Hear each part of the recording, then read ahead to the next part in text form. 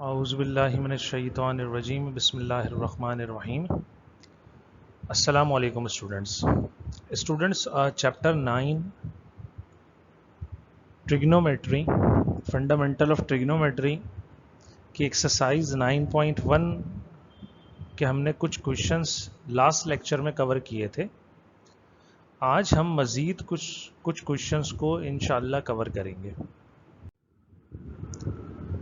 तो स्टूडेंट, हम जो क्वेश्चन देख रहे थे वो था convert the flowing into degree measure. हमने radian to degree, degree to radian करना सीख लिया था।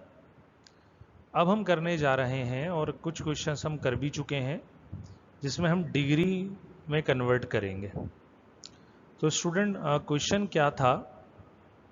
जो नेक्स्ट क्वेश्चन है हमारे पास वो स्टूडेंट्स 1.004 पाई रेडियंस है और इसको कन्वर्ट करना है हमें किसमें? डिग्रीज के अंदर कन्वर्ट करना है। तो स्टूडेंट सॉल्यूशन की तरफ बढ़ेंगे और कैसे होगा हम देख चुके हैं इसको।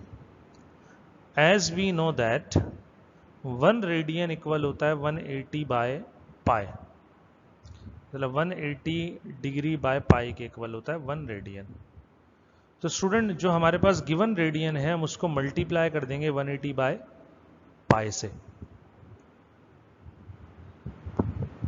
तो स्टूडेंट जैसे ही मल्टीप्लाई करेंगे आप देख सकते हैं, मैंने पहले भी बताया था आपको कि पाई से पाई क्या हो जाएगा? कैंसिल हो जाएगा। और 1.004 को हम मल्टीप्लाई कर देंगे किससे? स्टूडेंट 180 से। और जैसे ही इसको मल्टीप्लाई करेंगे तो आंसर हमारे पास आएगा 180.72 डिग्रीज। तो बहुत आसान सी कन्वर्जन थी। हमने एक और क्वेश्चन कवर किया। नेक्स्ट क्वेश्चन की तरफ स्टूडेंट हम मूव करेंगे।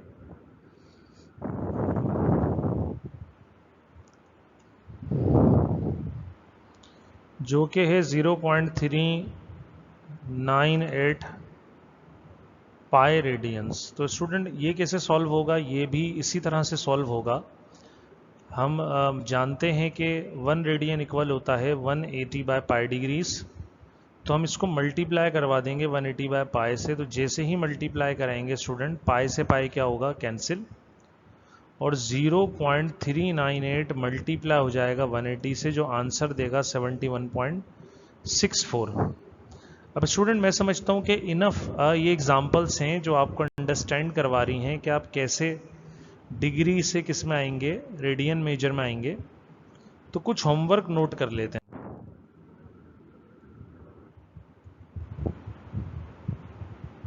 3 बाय पाई रेडियन ये एज अ होमवर्क या प्रैक्टिस प्रॉब्लम है। और -0.02 रेडियंस, और माइनस की सेंस भी मैंने आपको कल समझाई थी लास्ट लेक्चर में, वो क्या थी? ठीक है, आप तो अगर नहीं पता हो तो, नहीं याद आ रही हो तो आप वो लास्ट लेक्चर देख लीजिएगा। ये दोनों दीज आर प्रैक्टिस क्वेश्चंस हैं आपके, और जो आपने खुद से करने हैं।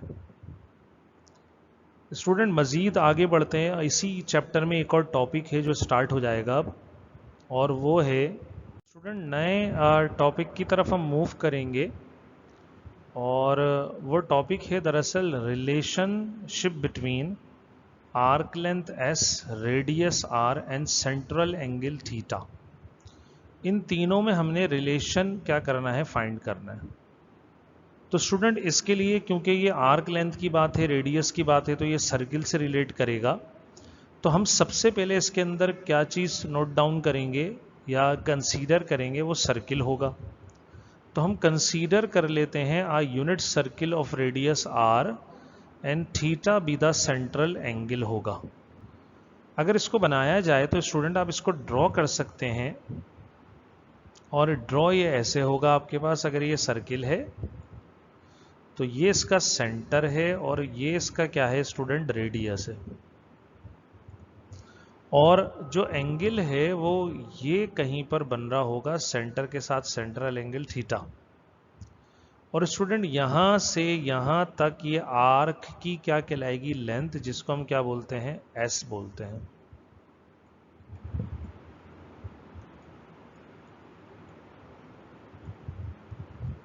ये कुछ होगा। तो स्टूडेंट इन्हीं तीनों में आर, एस और थीटा में हमें रिलेशन फाइंड करना है। तो सबसे पहले जो हमने लिखा वो लिखा thus an arc length is directly proportional to the measure of its central angle। अब स्टूडेंट इस बात को समझिए कि हम बोल रहे हैं कि आर्क लेंथ जो है वो डायरेक्टली रिलेट करती है किससे, ठीक है, सेंट्रल एंगल से। मतलब ये कि अगर हमारे पास पॉइंट यहां पर हो और एंगल इतना बन जाए, ये एंगल बने थीटा, तो गौर कीजिए आर्क लेंथ भी क्या हो जाएगी, इंक्रीज हो जाएगी यहां से यहां तक। और अगर एंगल बढ़ेगा, यहां तक पॉइंट आ गया और एंगल बढ़ गया, तो आर्क लेंथ भी बढ़ के यहां से यहां तक पहुंच जाएगी। तो इसका मतलब ये हुआ कि आर्क लेंथ जो है वो सेंट्रल एंगल से कैसे रिलेट कर रही है, डायरेक्ट, क्योंकि जैसे जैसे हम एंगल बढ़ाते हैं आर्क लेंथ भी क्या हो जाती है, बढ़ जाती है। तो यही हमने यहां पर एक्सप्रेशन में लिख दिया। और हमें पता है स्टूडेंट कि जब हम इस प्रोपोर्शनलिटी के साइन को रिमूव करते हैं तो क्या आता है, कांस्टेंट आ जाता है। और इस इक्वेशन को हमने क्या कह दिया, इक्वेशन नंबर 1। अब हमारा नेक्स्ट टारगेट है, क्योंकि s और थीटा तो इस इक्वेशन में दिख रहा है, लेकिन जो रिलेशन है वो s, थीटा और r के दरमियान है, इसलिए इस इक्वेशन में r मिसिंग है। तो हो सकता है कि ये जो कांस्टेंट है ये r में तब्दील हो रहा हो। तो हम क्या मालूम करेंगे इस कांस्टेंट की नेक्स्ट स्टेप में वैल्यू। अब स्टूडेंट वैल्यूज कैसे मालूम की जाएंगी, वैल्यूज मालूम की जाएंगी, ठीक है, फॉर वन कंप्लीट रेवोल्यूशन से। मतलब अगर कोई भी पार्टिकल जो मूव कर रहा हो, कहां पर, सर्कुलर पाथ पे, सपोज कीजिए पॉइंट P से मूव करे और वन कंप्लीट साइकिल करे, तो इसका मतलब ये होता है स्टूडेंट्स के वो P से शुरू होगा, स्टार्ट लेगा जर्नी, दोबारा कंप्लीट करके कहाँ आ जाएगा, P पर आएगा। तो ये इसका वन साइकिल क्या हो जाएगा स्टूडेंट्स, कंप्लीट हो जाएगा। ठीक, तो इसको बोलेंगे हम, इसका वन कंप्लीट साइकिल हो गया। अब क्वेश्चन ये कि ये एंगल थीटा ये वाला और जो आर्क लेंथ है वो कितनी कवर करेगा फॉर वन कंप्लीट रेवोल्यूशन। तो इसको अगर आसान जबान में समझें स्टूडेंट्स, तो अगर सपोज कीजिए ये एक सर्किल है छोटा और फिर ये एक और सर्किल है बड़ा और फिर ये एक और सर्किल है उससे बड़ा, तो अगर आपसे सवाल किया जाए कि ये छोटे वाले सर्किल में अगर आप एक राउंड, कंप्लीट राउंड ट्रिप करें, तो आप कितना डिस्टेंस कवर करेंगे as compare to these two circles, these two large circles. तो आसान सा जवाब ये होना चाहिए कि जो सर्किल छोटा है उसमें कम डिस्टेंस कवर होगा और जो सर्किल बड़े होंगे उनमें ज्यादा। तो बस यही बात है स्टूडेंट कि ये जो गोलाई होती है, सर्कुलर पाथ होता है, सर्कुलर ट्रैक होता है, इसकी लेंथ को हम क्या बोलते हैं, सरकमफेरेंस। और जो सर्किल जितना बड़ा होगा ये गोलाई या सरकमफेरेंस भी बढ़ेगी। हाँ, एक चक्कर में कितना डिस्टेंस कवर होगा, जितनी इसकी ये सर्कुलर ट्रैक पर, ठीक है, पाथ है या सर्कुलर पाथ है। अगर ये छोटा सर्किल है तो कम है, बड़ा सर्किल है तो ज़्यादा है। और इस गोलाई को हम किस नाम से जानते हैं, हम बोलते हैं सरकमफेरेंस। तो स्टूडेंट S इक्वल होगा फिर सरकमफेरेंस के बराबर, और ये इसका फॉर्मूला है 2πr। जैसे जैसे r बढ़ेगा तो सरकमफेरेंस भी क्या होता चला जाएगा, बढ़ता चला जाएगा। इसी तरह थीटा कितना कवर होगा, तो ये होगा 2π रेडियन।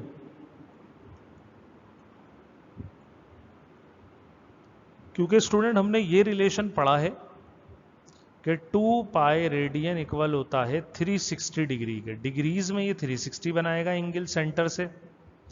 ये यहाँ सेंटर से एंगल कितना बनेगा जब ये पूरा कंप्लीट ट्रिप करेगा। तो स्टूडेंट अगर इसको मैं 4 हिस्सों में तोड़ दूं सर्किल को, तो ये 90 है, ये 90 है, ये भी 90 और ये भी 90। तो ये 90 प्लस 90, फिर प्लस 90 और 90। तो टोटल डिग्रीज में कितना हो जाएगा 360, लेकिन रेडियन में कितना होगा 2 पाई। अब स्टूडेंट ये दोनों वैल्यू हम पुट करेंगे कहां पर, इक्वेशन नंबर 1 में, और कांस्टेंट कैलकुलेट करने की कोशिश करेंगे। तो सब्स्टिट्यूट वैल्यूज इन इक्वेशन 1। तो 2 पाई आर, एस हमारे पास 2 पाई आर था, यहां लिखा हुआ ये रहा। तो एस की जगह हमने क्या पुट करा, 2 पाई आर, और कांस्टेंट अपनी जगह पर, क्योंकि ये मालूम करना है। और थीटा कितना हो गया, 2 पाई हो गया। 2 पाई स्टूडेंट राइट पर डिवाइड मल्टीप्लाई हो रहा है, लेफ्ट पे लाके हम क्या कर देंगे, इसको डिवाइड करेंगे। या 2 पाई से 2 पाई डायरेक्ट आप कैंसिल कर सकते हैं। तो कांस्टेंट किसके इक्वल आ जाएगा, आर के। मतलब हमने यही बात की थी कि हो सकता है कांस्टेंट किसके इक्वल हो, रेडियस। और स्टूडेंट एक पर्टिकुलर सर्किल में रेडियस कांस्टेंट, रेडियस जो होता है वो कांस्टेंट होता है। मतलब एक पर्टिकुलर साइज है, तो ना वो कम हो रहा होगा सर्किल, मतलब ना वो बढ़ेगा, एक्सपैंड करेगा, ना कॉन्ट्रैक्ट करेगा। तो इस लिहाज से जो रेडियस होगा वो कांस्टेंट ही होगा। इसको हम प्लेस कर देंगे दोबारा इक्वेशन 1 में, तो हमारे पास जो फाइनल रिलेशन बनेगा वो बनेगा S equal to R theta के बराबर। अब यहां पर दोबारा बता देता हूं स्टूडेंट, S आर्क लेंथ है, डिस्टेंस है जो सर्कुलर पाथ पे कवर होगा, R रेडियस है, और थीटा क्या है स्टूडेंट, थीटा एंगल है। तो स्टूडेंट्स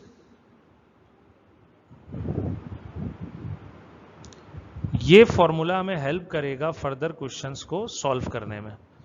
तो हम मजीद क्वेश्चंस को देखते हैं और अब सॉल्व करते हैं, जो रिलेट करेंगे S equal to R theta equation से, जो हमने अभी अभी डिराइव की। अब स्टूडेंट थर्ड क्वेश्चन जो है वो है फाइंड थीटा। थीटा मालूम कीजिए if S equal to 20 centimetre and R equal to 5 centimetre. तो स्टूडेंट अभी अभी हमने एक फॉर्मूला ड्राइव करा है, उसी के अकॉर्डिंग काम करेंगे। As we know that student S equal होता है R थीटा। अब गौर कीजिए, S की जगह 20 लिखना पड़ेगा और R की जगह 25। तो इन दोनों की वैल्यूज को हम क्या कर देंगे, पुट। 5 थीटा से स्टूडेंट क्या हो रहा है, मल्टीप्लाई। तो लेफ्ट पर आकर क्या होगा, ये डिवाइड, और जैसे ही डिवाइड होगा तो कैंसिल हो जाएगा। 5 1 जा 5 और 5 4 जा 20। तो एंगल आ जाएगा 4 रेडियंस के बराबर। बहुत इजी सा क्वेश्चन था स्टूडेंट, जस्ट वैल्यूज को पुट करके क्या करना है, आंसर कैलकुलेट करना है। इसी का नेक्स्ट क्वेश्चन हम देखेंगे स्टूडेंट्स, क्वेश्चन नंबर 4। लेकिन अब इसमें रिक्वायर्ड चेंज कर दिया गया है, कहा जा रहा है find theta if S equal to 32.2 and R equal to 20।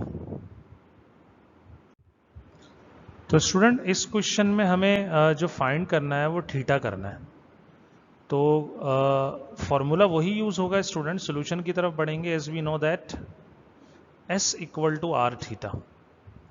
अगर हम S की वैल्यू पुट कर दें 32.2 और R की वैल्यू पुट कर दें जो कि 2 है, तो थीटा लेफ्ट करेगा, और 2 मल्टीप्लाई हो रहा है राइट पर, लेफ्ट पे आके क्या हो जाएगा, इधर डिवाइड, जो नेक्स्ट स्टेप में हम दिखाते हैं। 32.2 डिवाइडेड बाय 2, इसको कैंसिल करेंगे या कैलकुलेटर यूज करेंगे तो एंगल आएगा 16.1 रेडियंस के बराबर। नेक्स्ट क्वेश्चन देखते हैं स्टूडेंट, जो कि क्वेश्चन 5 है। अब इसमें मजीद चेंज कर दिया, हमें मालूम करना है R, और हमें S दिया 10.2 सेंटीमीटर्स एंड थीटा दिया 2 रेडियंस।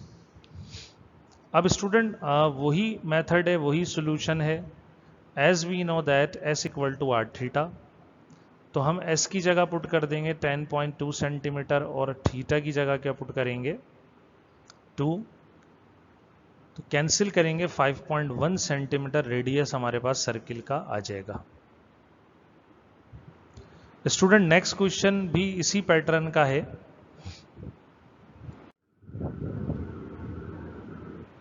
जो कि है क्वेश्चन नंबर 6, और कहा गया एस फाइंड कीजिए if R equal to 1.01 and theta equal to 2.1 radian. तो तीनों का रिलेशन जिस फॉर्मूले में है वो हम जानते हैं, हम वो सबसे पहले वो फॉर्मूला लिखेंगे S equal to R theta. अब स्टूडेंट हमारा रिक्वायर्ड एस है तो हम किसी भी वैल्यू को मूव नहीं करेंगे। आर हमें गिवन है 1.01, तो हम इसकी जगह लिख देंगे 1.01 और थीटा गिवन है 2.1, मल्टीप्लाई करेंगे तो आंसर आएगा 2.121 सेंटीमीटर्स।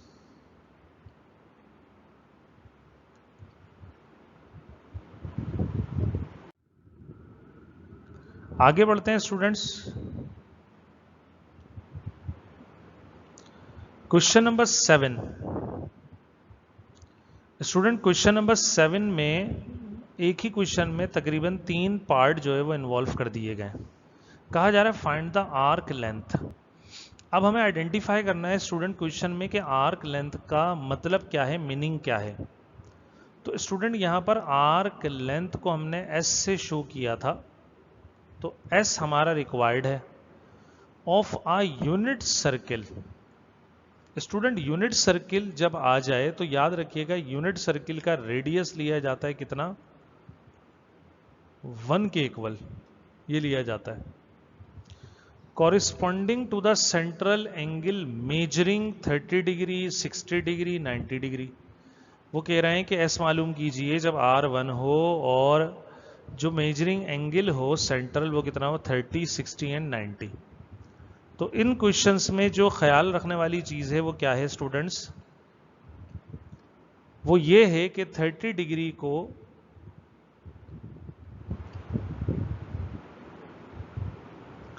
फॉर 30 डिग्री के लिए कम करेंगे और यूनिट सर्किल मैंने बता दिया उसका रेडियस कितना होता है, 1 होता है।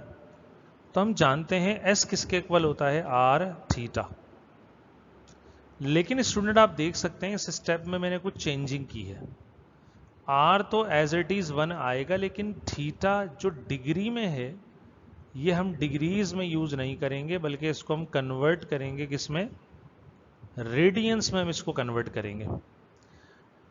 अब स्टूडेंट जब रेडियन में कन्वर्ट करेंगे तो ये हम क्वेश्चन नंबर 1 और 2 में दोनों radian to degree, degree to radian conversion पढ़ चुके हैं। जब हम ये कन्वर्जन पढ़ चुके हैं तो हमें यहाँ पर दोबारा स्टेप वाइज रिपीट करने की ज़रूरत नहीं है। हम जानते हैं अगर डिग्री में वैल्यू हो रेडियन में कैसा आएगी, पाई बाय 180 से क्या कर देंगे, मल्टीप्लाई कर देंगे। बिकॉज 1 डिग्री इक्वल होता है पाई बाय 180 रेडियंस के। तो 0 टू 0 कैंसिल होगा, 3 और ये कैंसिल होकर 6 हो जाएगा। तो हमारे पास जो आंसर आएगा, मतलब यहां पर हमने कैलकुलेटर यूज करते हुए इनकी वैल्यू को कट नहीं किया, पाई की वैल्यू को पुट करा जो कितनी होती है 3.142 मल्टीप्लाई बाय 30 डिवाइडेड बाय 180 जब हम करेंगे तो आंसर आएगा हमारे पास 0.524 अप्रोक्सीमेटली। तो स्टूडेंट इस बात का इस क्वेश्चन में ख्याल करना है कि 30 डिग्री नहीं रखना, डिग्री को कन्वर्ट करेंगे हम किस में, रेडियन में। तो रेडियन में कन्वर्ट करने के लिए अगर 30 डिग्री था तो हमने लिखा पाई बाय 180 और पाई की वैल्यू क्या कर दी स्टूडेंट्स, यहां पर हमने सब्स्टिट्यूट कर दी। इसी तरह जो पोर्शन है 60 वाला वो स्टूडेंट सॉल्व करेंगे।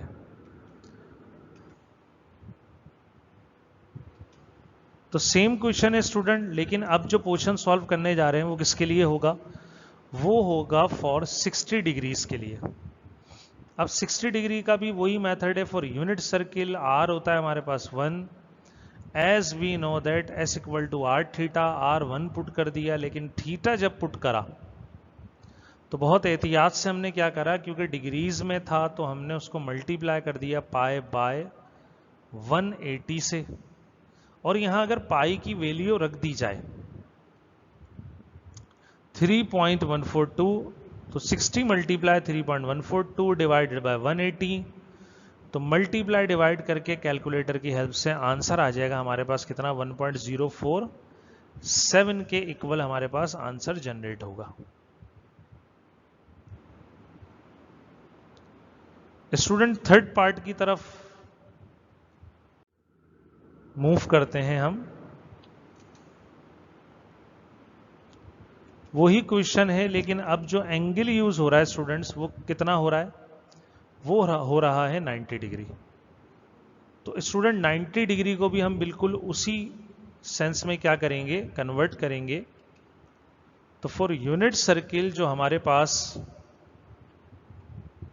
रेडियस है वो कितना है, 1 यूनिट के बराबर है। As we know that S equal आया किसके, आर थीटा, और R1, लेकिन थीटा पुट करते हुए हमने दोबारा से ख्याल करा कि थीटा को पाई बाय 180 से क्या कर दिया स्टूडेंट्स, मल्टीप्लाई कर दिया। जैसे ही हम इसको स्टूडेंट्स मल्टीप्लाई करेंगे तो पाई की वैल्यू पुट करेंगे, पाई होता है 3.142, मल्टीप्लाई डिवाइड होने के बाद जो हमें ये रिजल्ट देगा वो कितना देगा स्टूडेंट, वो रिजल्ट आएगा 1.571 अप्रोक्सीमेट या अप्रोक्सीमेटली। तो ये हमने क्वेश्चन नंबर 7 के तीनों पार्ट कंप्लीट करे। बस इन तीनों पार्ट में एक बात का ख्याल करना है स्टूडेंट्स के जो एंगल है उसको आप कन्वर्ट कर लेंगे किसके अंदर, रेडियन में। तो स्टूडेंट हम आगे बढ़ते हैं और नेक्स्ट जो हमारा क्वेश्चन है वो क्वेश्चन नंबर 8 है। How far does a boy on a bicycle. अब ये वर्ड प्रॉब्लम कहलाती है स्टूडेंट, मतलब जब अल्फाजों में कोई चीज बयान की जाए तो वो क्या कहलाती है स्टूडेंट्स, वर्ड प्रॉब्लम कहलाती है। मतलब ये कि अगर हम इसको एक्सप्लेन करें वर्ड प्रॉब्लम क्या है, जैसे स्टूडेंट मैंने लिखा 2 + 3, तो स्टूडेंट ये इक्वल होता है 5 के। लेकिन मैं इसको ऐसे भी तो लिख सकता हूं, द सम ऑफ 2 and 3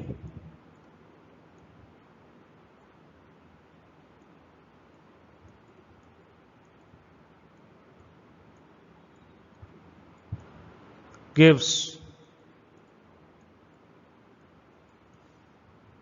क्या देते हैं हम, 5। अब अगर आपसे पूछा जाए तो इन दोनों में सही कौन सा है, तो स्टूडेंट ये दोनों ही करेक्ट हैं, लेकिन ये मैथमेटिकली लिखा गया है और ये उसी मैथमेटिकल को एक्सप्रेशन को किस में लिखा गया है, इन वर्ड लिखा गया है। तो स्टूडेंट हमारे पास जो अब क्वेश्चन है उसके अंदर, ठीक है, इन वर्ड एक्सप्लेन किया जा रहा है। क्या कहा जा रहा है इन क्वेश्चंस में, बोल रहे हैं how far does a boy on a bicycle travel in 10 revolutions. मतलब 10 चक्कर जब बाईसाइकिल का व्हील कंप्लीट करेगा तो वो 10 रेवोल्यूशन में वो कितना डिस्टेंस कवर करेगा, ये पूछा जा रहा है। आपने बाईसाइकिल देखी होगी स्टूडेंट, तो बाईसाइकिल जब आगे बढ़ती है तो उसका टायर या व्हील घूमता है, या कोई भी गाड़ी चलती है तो टायर व्हील घूमता है, ठीक। तो अगर वो एक चक्कर लगाता है तो आपकी जो व्हीकल है, जो गाड़ी है या साइकिल है, वो आगे बढ़ती है, और जब वो दूसरा चक्कर लगाता है तो और आगे बढ़ती है, तीसरा लगाता है तो और आगे बढ़ती है। मतलब ये साइक्लिकल या सर्कुलर पाथ पर मूव करता रहता है और साइकिल जो है वो आगे बढ़ती है। अब वो कह रहे हैं कि इसी तरह जब साइकिल का व्हील 10 रोटेशंस पूरा करेगा, तो अगर मैं आपको दिखाने की कोशिश करूं, ऐसे ही रोटेशंस पूरा करके आगे बढ़ते चला जाएगा, ऐसा ही होगा। मतलब हो सकता है एक साइकिल में ये आ जाए, मैं आपको इसको शो करता हूं। जैसे पहला जब फर्स्ट साइकिल होगा तो फर्स्ट साइकिल में ये घूम के आएगा ऐसे, फिर ये जाएगा ऐसे, फिर जाएगा ऐसे, तो ये चलता चला जाएगा इस तरह, जैसे स्प्रिंग देखा हो आपने। तो स्टूडेंट 10 रेवोल्यूशन में डिस्टेंस हमसे पूछा गया है। फिर जो गिवन है वो क्या है, the diameters of the wheels of this bicycle each equal to 56 centimetre. उसकी साइकिल के डायामीटर जो हैं वो कितने हैं। डायामीटर क्या होता है स्टूडेंट, ठीक है, लाइन है which passes through the centre of the circle and join two ends of the circle on circumference. ये डिस्टेंस स्टूडेंट क्या कहलाता है? ये टोटल डिस्टेंस कहलाता है, डाया मीटर कहलाता है। अब अगर गौर करें, जो हम फॉर्मूला यूज करते हैं वो तो S equal to R theta करते हैं, तो डायमीटर की जरूरत नहीं है, लेकिन डायमीटर में रेडियस भी आर भी मौजूद होता है, तो इससे हम वैसे आर ही कैलकुलेट करेंगे। स्टूडेंट अगर आपको क्वेश्चन समझ में आया हो, ठीक है, तो आर हमारा कैलकुलेट हो जाएगा, डिस्टेंस एस पूछा गया है, इशू है किसका? एंगल का, तो 10 रेवोल्यूशन का हम एंगल निकाल सकते हैं बआसानी। तो स्टूडेंट इसका सॉल्यूशन किस तरह होगा वो इंशाल्लाह हम नेक्स्ट लेक्चर में डिस्कस करेंगे। तो इस क्वेश्चन को यहीं तक रखें, अंडरस्टैंडिंग हो गई है। इस तरह के 4-5 क्वेश्चन हम इंशाल्लाह वर्ड प्रॉब्लम जो है वो नेक्स्ट लेक्चर में कवर करेंगे। जब तक अपना ख्याल रखिएगा। अस्सलाम वालेकुम वरहमतुल्लाहि वबरकातुहू।